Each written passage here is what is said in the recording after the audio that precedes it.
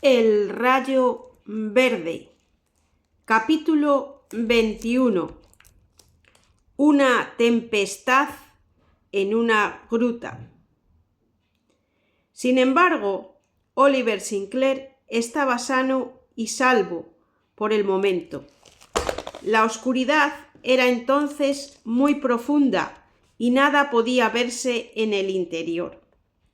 La luz crepuscular no penetraba más que en el intervalo entre dos olas, cuando la masa de agua no obstruía la entrada. El joven trató de reconocer en qué sitio habría podido hallar Miss Campbell un refugio, pero todo fue en vano. La llamó. ¡Miss Campbell! ¡Miss Campbell! Es imposible describir la emoción que experimentó al oír una voz que le respondía. ¡Señor Oliver! ¡Señor Oliver! Miss Campbell estaba viva.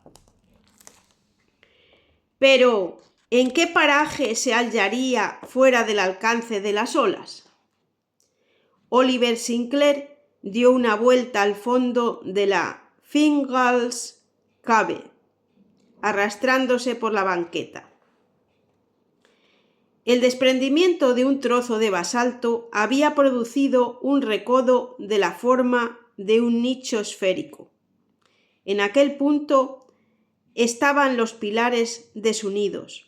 El hueco, bastante ancho por su abertura, se estrechaba de modo que no permitía colocarse en él más que a una persona. La tradición denominaba a aquel agujero el sillón de Fingal. En él se había refugiado Miss Campbell, sorprendida por la invasión del mar.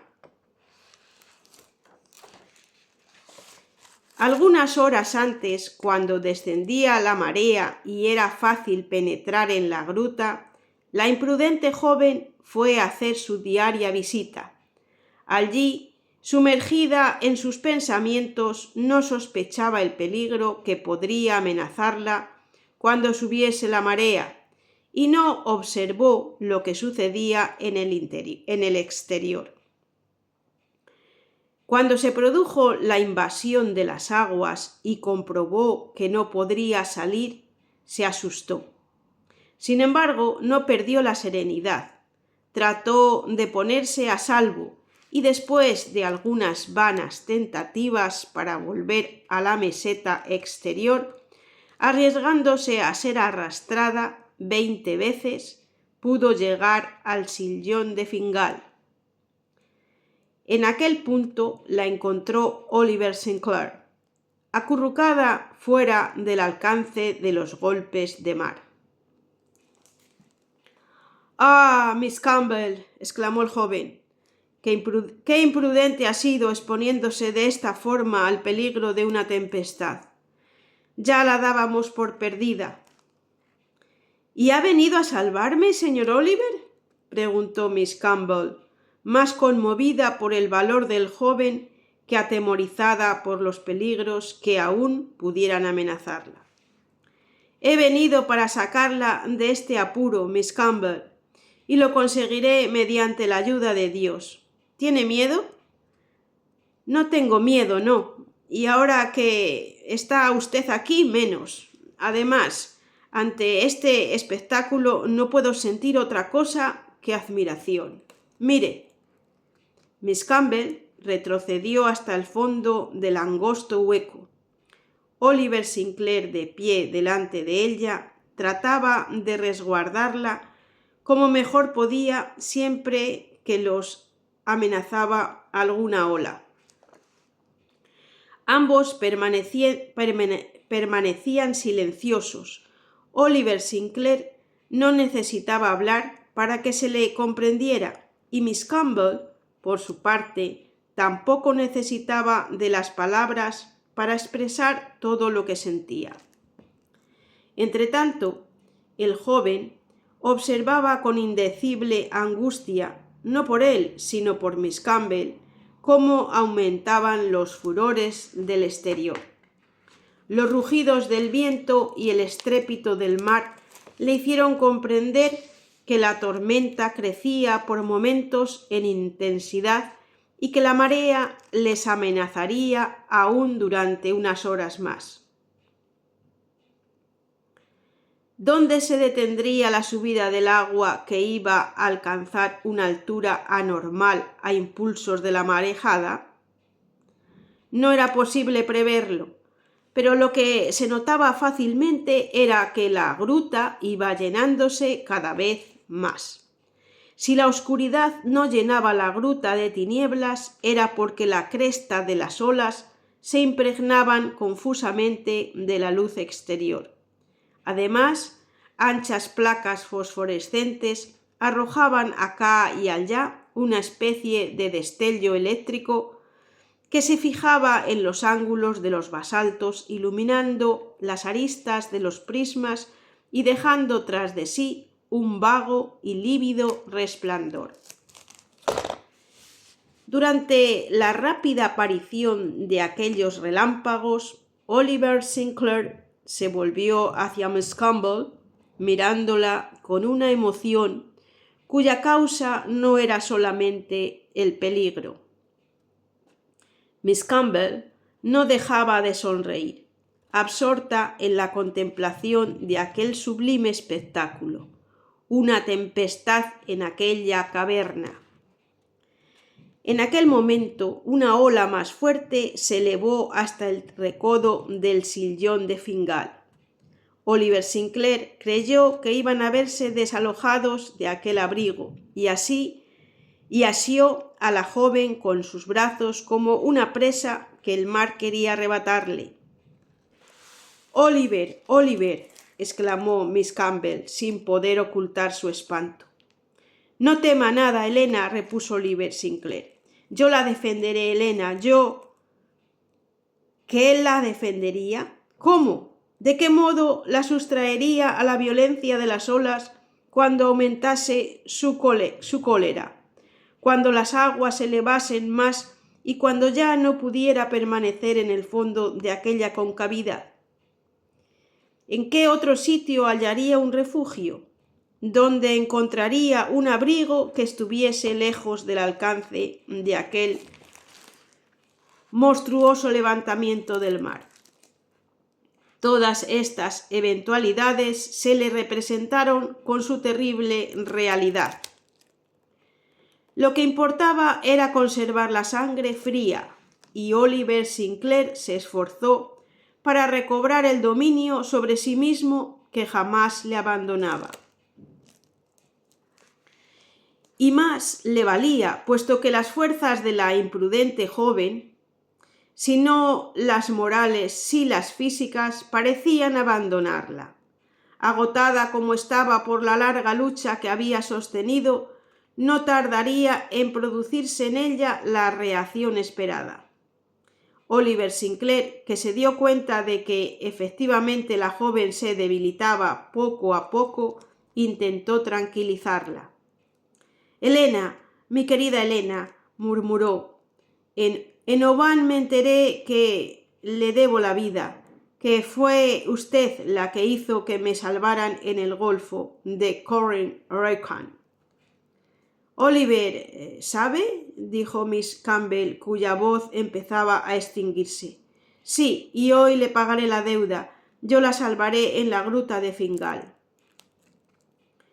Oliver Sinclair se atrevía a hablar de salvación en el momento mismo en que una enorme masa de agua chocaba contra la boca de la concavidad.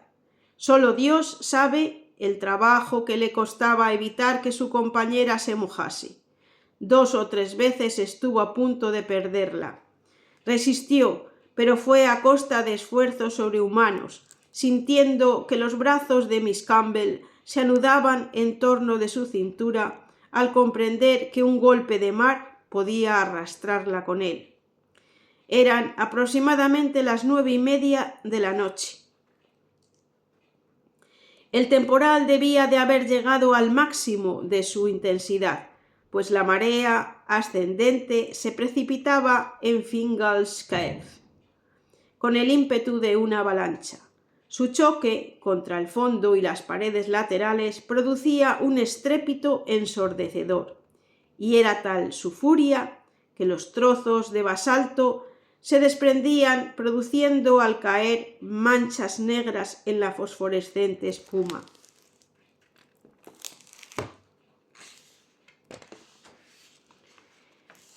Se desmoronarían piedra por piedra los pilares por la violencia de aquella acometida. ¿Se derrumbaría la bóveda? Oliver Sinclair no dejaba de temerlo. Se sentía dominado por un entorpecimiento de los miembros contra el cual era impotente. Y era que a veces faltaba el aire, y si entraba abundantemente con las olas, parecía que éstas lo aspiraban cuando el reflujo las traía hacia el exterior. Miss Campbell, rendida y abandonada por las fuerzas, empezó a desfallecer. «Oliver, Oliver», murmuró dejándose caer en sus brazos. Oliver Sinclair se había acurrucado con la joven en la parte más profunda de la concavidad. Al notar que aquella estaba inanimada, fría, quería darle calor comunicándole el de su cuerpo. El agua le llegaba a la cintura, y si él también perdía el conocimiento, la muerte de ambos sería inevitable. Sin embargo, el intrépido joven tuvo fuerzas para resistir durante algunas horas, sosteniendo a Miss Campbell, resguardándola del choque de los golpes de mar, y encorvándose para evitar el choque de los salientes del basalto. Todo esto en medio de una oscuridad que hacía más profunda la extinción de las fosforescencias, en medio de aquel espantoso trueno compuesto de choques, silbos y bramidos. Entonces no resonaba en el palacio de Fingal la voz de Selma. Se oían, en cambio, los terribles ladridos de los perros de Kamchatka, los cuales, dice Michelet, reunidos en grupos de millares durante las largas noches, ladran a la mugiente ola y rivalizan en furor con el océano del norte. Finalmente, la marea empezó a descender. Oliver Sinclair pudo observar que con el descenso de las aguas coincidía la calma de las olas. La oscuridad era tan completa en el fondo de la gruta que en el exterior se distinguía una relativa claridad. Sobre aquella penumbra se destacaba confusamente la boca de la gruta. Algunos momentos después, solo llegaban hasta el sillón de Fingal las últimas olas del mar embravecido, terminando la horrible convulsión que acababa de experimentar el líquido elemento. Aquella tranquilidad devolvió la esperanza al corazón de Oliver Sinclair. Calculando el tiempo con arreglo a la pleamar, podía asegurarse que había pasado la medianoche. Dentro de 2 horas, las olas ya no barrerían la banqueta, quedaría transitable, y entonces se lograría ver en las tinieblas. Había llegado el momento de abandonar la gruta. Miss Campbell no había recobrado aún el conocimiento. Oliver Sinclair tomó en sus brazos el inerte cuerpo de la joven y, deslizándose hacia la parte de fuera del sillón de Fingal, comenzó a seguir el angosto resalte cuya barandilla de hierro habían retorcido y arrancado los golpes del mar. Siempre que una ola se acercaba hacia él, él detenía un instante o retrocedía algunos pasos.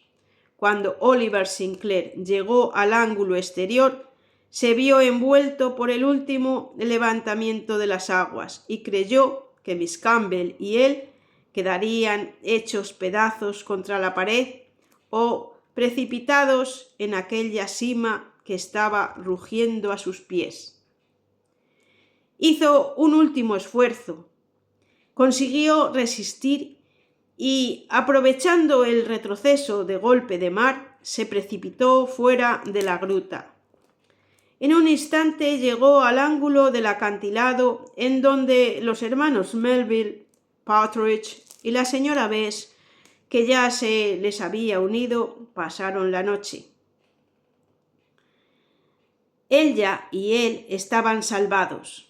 Una vez allí, Oliver Sinclair sintió que le abandonaba la energía física y moral, cayó pesadamente al pie de las rocas después de depositar a Miss Campbell en los brazos de la señora Bess.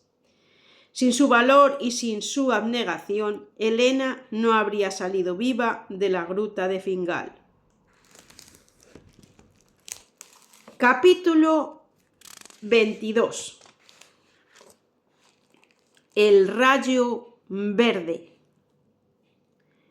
Pocos minutos después, y en el fondo de Clamshell, Miss Campbell volvía en sí bajo la influencia del aire fresco, y como si despertara de un sueño cuyas diversas fases hubiera ocupado por completo la imagen del intrépido Oliver Sinclair, sin acordarse de los peligros a que la había expuesto su imprudencia. Aún no podía hablar, y al ver a Oliver Sinclair sus ojos se llenaron de lágrimas de gratitud, alargando la mano a su salvador. El hermano Sam y el hermano Sid, que no acertaban a pronunciar ni una palabra, estrechaban al joven en un mismo abrazo. La señora Bess le hacía reverencia sobre reverencia, y Partridge le hubiera besado de buena gana. Luego, rendidos por el cansancio y después de cambiar las ropas mojadas por las aguas del mar y del cielo, se durmieron pasando la noche tranquilamente. Pero la impresión que había recibido no debía borrarse nunca de la memoria de los actores y de los testigos de aquella escena que tuvo por teatro la legendaria gruta de Fingal. Al día siguiente, y mientras que Miss Campbell descansaba en el catre que se le había reservado en el fondo de Clamshell, los hermanos Melville se paseaban del brazo en la parte más próxima del camino. No hablaban, pero ¿qué necesidad tenían de palabras para expresar los mismos pensamientos? Ambos movían la cabeza a la vez, de arriba a abajo cuando afirmaban, de derecha a izquierda cuando negaban. ¿Y qué podían afirmar sino que Oliver Sinclair había arriesgado su vida por salvar a la imprudente joven? ¿Y qué negaban? Que sus primeros proyectos fuesen realizables. En aquella muda conversación decíanse muchas cosas cuyo próximo cumplimiento preveían el hermano Sam y el hermano Sid. Para ellos, Oliver no era ya Oliver, era nada menos que Amin, el héroe más perfecto de las epopeyas gaélicas. Entretanto, Oliver Sinclair era presa de una sobreexcitación muy natural. Un sentimiento de delicadeza le impulsaba a querer estar solo. Se hubiera visto embarazado delante de los hermanos Melville como si su presencia significase que deseaba la recompensa de su abnegación. Él, también después de abandonar la gruta de Clamshell, se paseaba por la planicie de Staffa. Todos sus pensamientos se dirigían por sí solos en aquel instante hacia Miss Campbell. Ya no se acordaba de los peligros que había arrastrado y que voluntariamente había compartido con la joven. El único recuerdo que de aquella horrible noche acudía a su memoria era el de las horas pasadas junto a Helena, en aquel antro oscurísimo, cuando la rodeaba con sus brazos para liberarla de la furia de las olas. A la luz de los resplandores fosforescentes volví a ver el rostro de aquella hermosa joven, más pálida por la fatiga que por el terror, y levantándose ante el irritado mar como el genio de las tempestades. Aún escuchaba su conmovida voz preguntándole: «Oliver, ¿sabe?». Cuando él le dijo: «Sé lo que usted hizo cuando estuve a punto de perecer en el golfo de Corry Wrekan».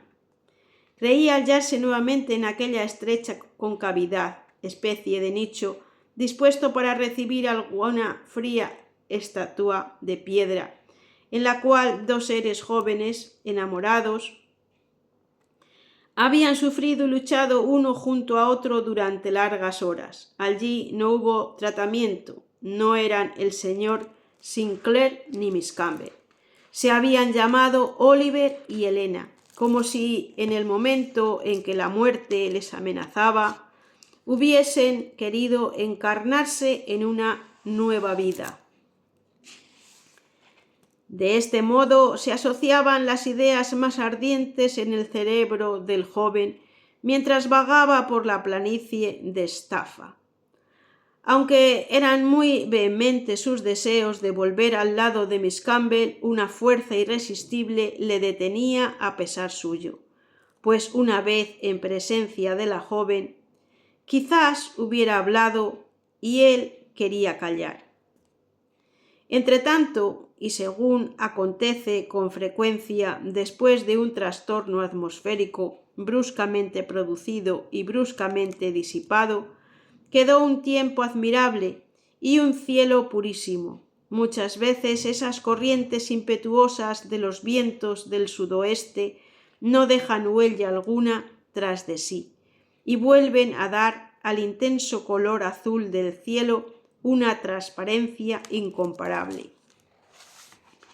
El sol había pasado ya por el meridiano sin que la más ligera bruma empañase el horizonte.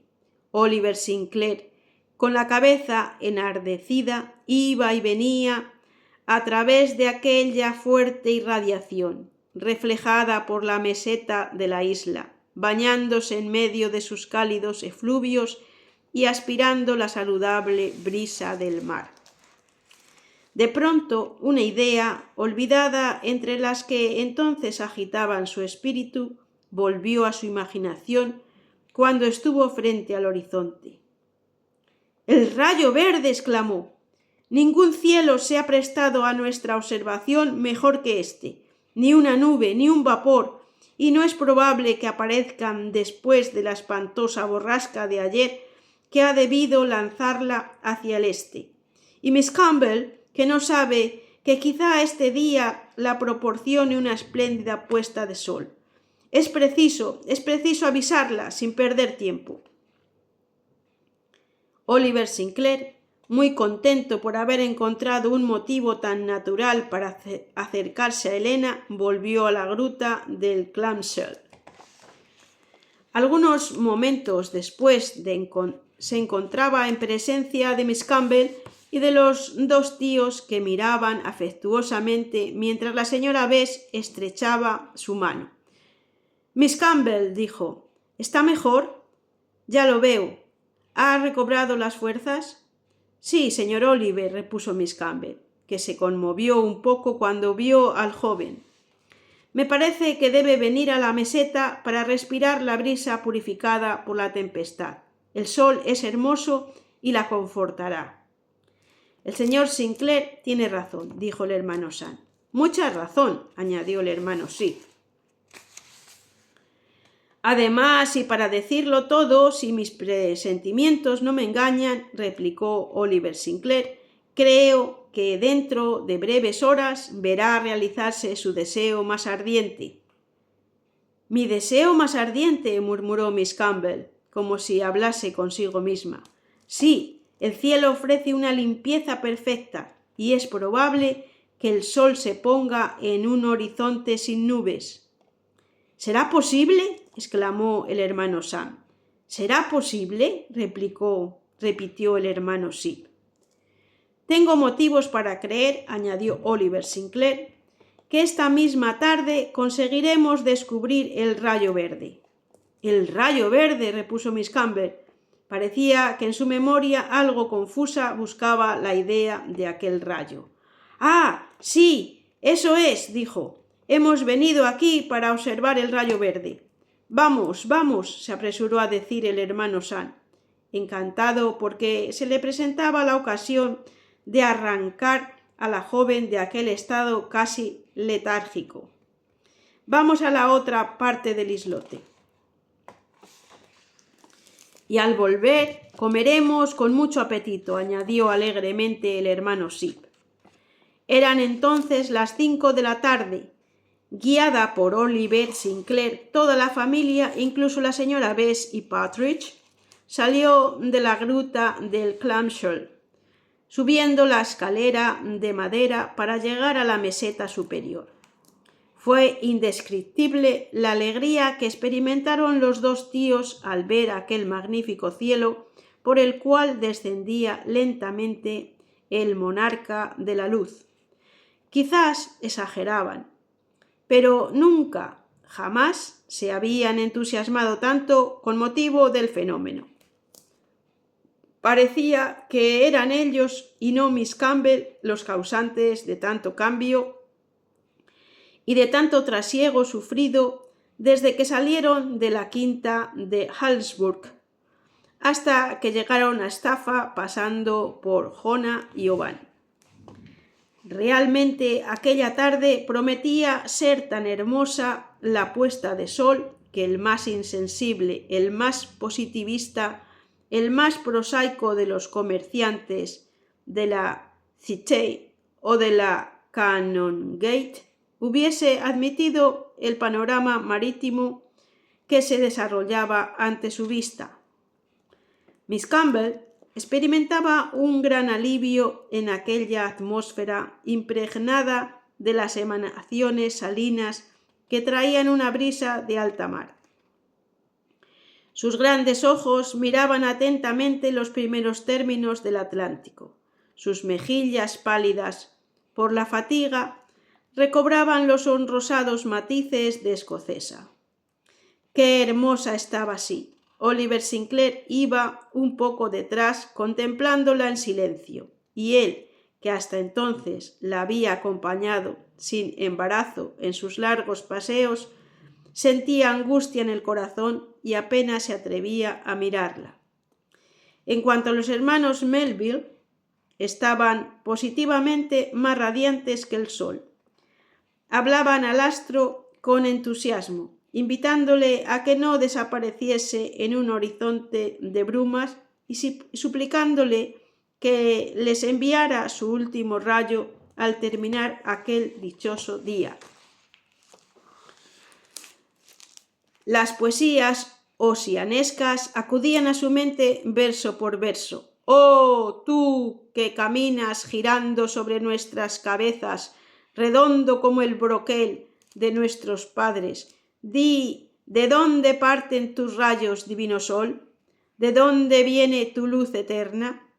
Tú avanzas impasible con tu belleza majestuosa, las estrellas desaparecen en el firmamento, la luna fría y pálida se oculta en las ondas de occidente.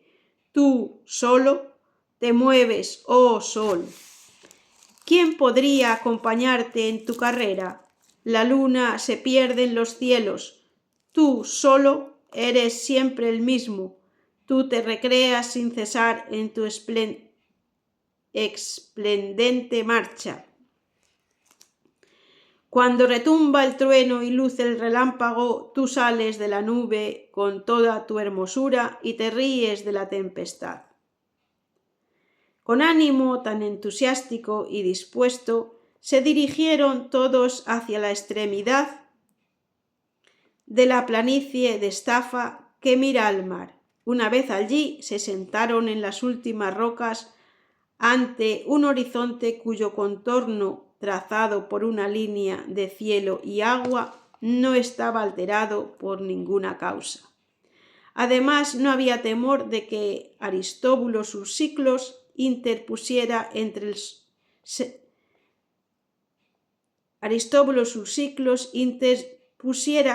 el sol y ellos la vela de una lancha, ni levantase una nube de aves acuáticas entre el occidente y el islote de Estafa.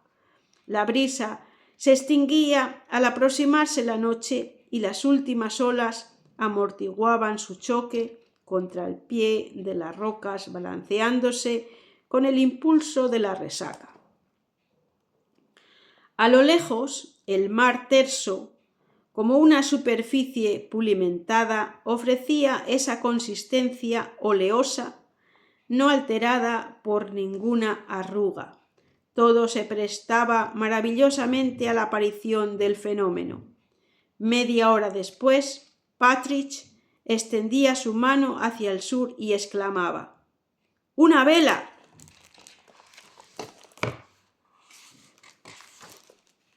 ¡Una vela! ¿Acertaría a pasar también por delante del disco solar en el momento en que desapareciese detrás de las olas? Si esto sucedía, no podría darse peor suerte.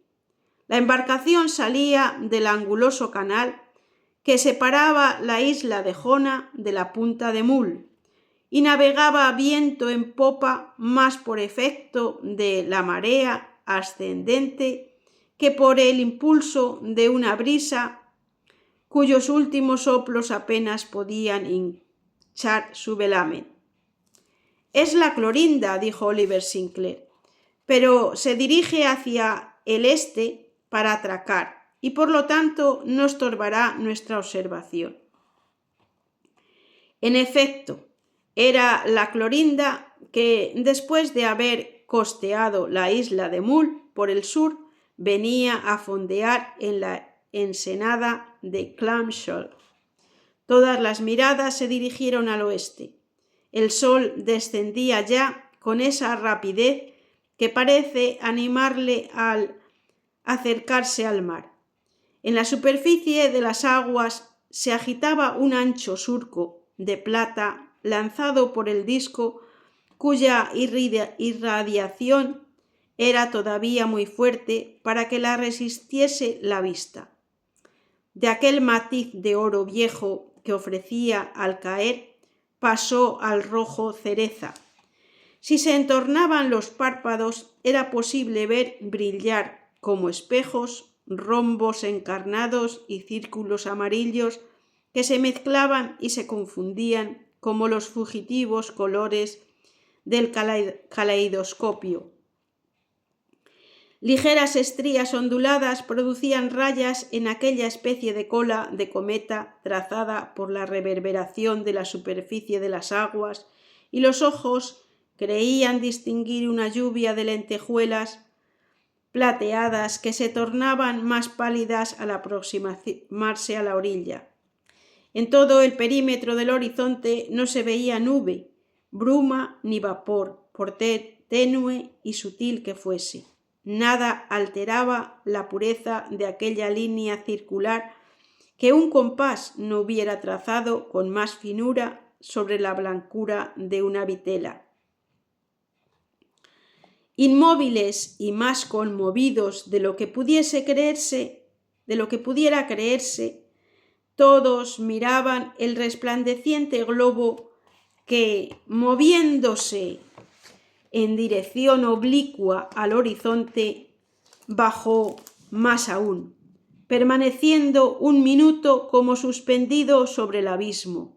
Luego empezó a notarse, poco a poco, el cambio de forma del disco, producido por la refracción y ensanchándose en detrimento de su diámetro vertical. Tomó el aspecto de un vaso etrusco, de contornos embultados, cuyo pie estaba sumergido en el agua. Ya no había duda sobre la presentación del fenómeno. Nada turbaría aquel admirable ocaso del astro esplendoroso. Nada interceptaría su último rayo. No tardó en desaparecer la mitad del disco del sol detrás de la línea del horizonte. Algunos destellos luminosos, lanzados como doradas flechas, hirieron las altas rocas de Estafa. El acantilado de Mull y la cima del Ben More empezaron a teñirse de púrpura. Ya no quedó más que un pequeñísimo segmento del arco superior en contacto con el mar. ¡El rayo verde! ¡El rayo verde!, exclamaron a un tiempo los hermanos Melville, la señora Bess y Partridge, cuyos ojos se habían impregnado durante un cuarto de segundo en aquel incomparable color de jade líquido. Oliver y Helena fueron los únicos que no vieron el fenómeno que al fin acababa de presentarse después de tantas observaciones infructuosas. En el momento en que el sol despedía su último rayo a través del espacio, sus miradas se cruzaron, absortos ambos en la misma contemplación. Pero Helena había visto el rayo negro que lanzaban los ojos del joven, y Oliver el rayo azul escapado de los de la hermosa amiga. El sol desapareció por completo. Ni Oliver ni Helena habían visto el rayo verde. Capítulo 23. Conclusión. Al día siguiente, 12 de septiembre, la Clorinda zarpaba con mar bella y brisa favorable, navegando por el sudoeste del archipiélago de las Hébridas. Staffa, Jona y la punta de Mull no tardaron en desaparecer detrás de las escarpadas rocas de la isla mayor. Al cabo de una travesía feliz, los pasajeros del yate desembarcaron en el puerto de Oban y por el camino de hierro de Oban a Dalmally y de Dalmally a Glasgow, cruzando el país más pintoresco de las Highlands, llegaron a la quinta de Helmsburg. 18 días después se celebraba con gran pompa una boda en la iglesia de San Jorge de Glasgow. Conviene advertir que no se trataba del enlace de Miss Campbell con Aristóbulo Ursiclos, aun cuando el novio era Oliver Sinclair. Los hermanos Melville estaban tan satisfechos como su sobrina. Sería inútil repetir que aquella unión, creada en circunstancias especiales, llevaba en sí todas las condiciones necesarias para la felicidad. La quinta de Helmsburg, el hotel de West George Street en Glasgow, el mundo entero no hubiera podido contener toda aquella dicha que, sin embargo, había cabido en la gruta de Fingal. Pero aunque Oliver Sinclair no había visto el fenómeno tan deseado, pudo fijar de un modo más duradero el recuerdo de la última tarde pasada en la meseta de Staffa. Cierto día expuso un cuadro que representaba una puesta de sol, de un efecto sumamente extraño, en el cual se admiró mucho una especie de rayo verde de extremada intensidad, como si hubiese sido pintado con esmeralda líquida. Aquel cuadro fue muy admirado y muy discutido. Unos pretendían que había en él un efecto natural maravillosamente reproducido y otros afirmaban que era fantástico y que la naturaleza no ofrecía semejante color en la atmósfera. Esta última opinión encolerizaba a los dos tíos que habían visto aquel rayo y daban la razón al joven pintor.